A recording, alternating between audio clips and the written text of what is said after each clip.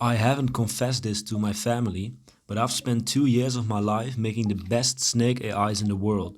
And while the final version is absolutely cracked at the game, outperforming even the best human snake players, today is about the first version, where it all started. Last video I tortured you by making you watch it play on a measly 10 by 10 board.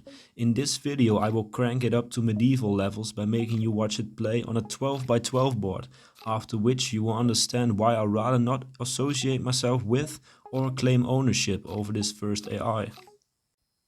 For this AI, I am showing the performance on a relatively small board.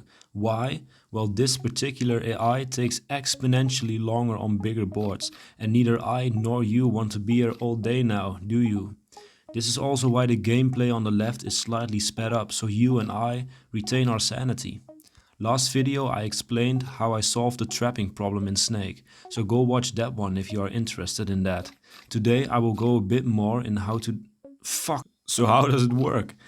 Now it works using the A-star pathfinding algorithm, which is a maze solving algorithm that explores many paths square by square until the apple is found. Squares that are walls can of course not be explored. It tends to explore more in the direction of the apple.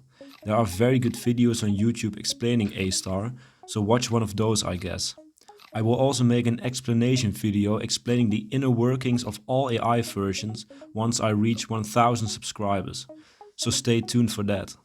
This AI treats its own body as walls that disappear after a certain amount of moves. For example, if we are currently exploring a move in a path that is already 3 moves long, the snake tail and the 2 body parts in front of it are already gone at this point, meaning that the AI can freely explore those squares. As I mentioned in the previous video, this AI always takes the fastest path to the apple, often leaving behind an absolute mess on the board, aka isolated empty pockets, which aren't accessible for extended periods of time.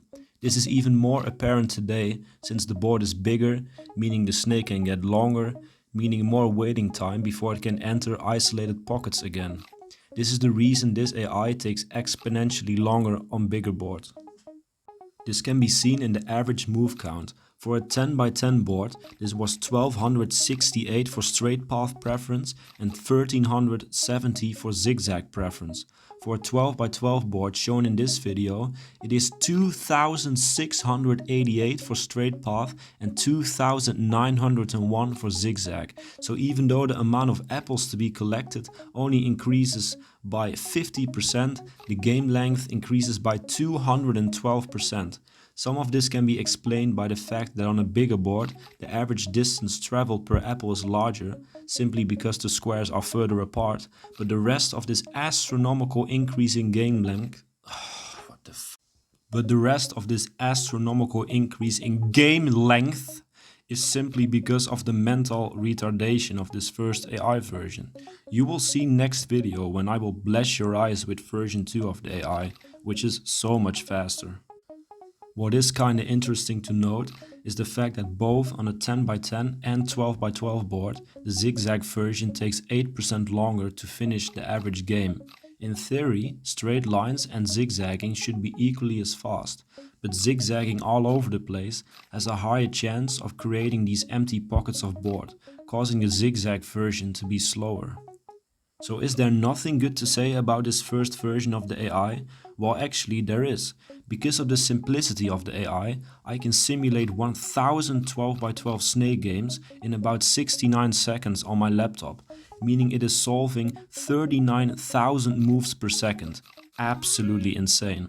For reference, solving 1000 games with version 2 takes 395 seconds, solving at only 4750 moves per second.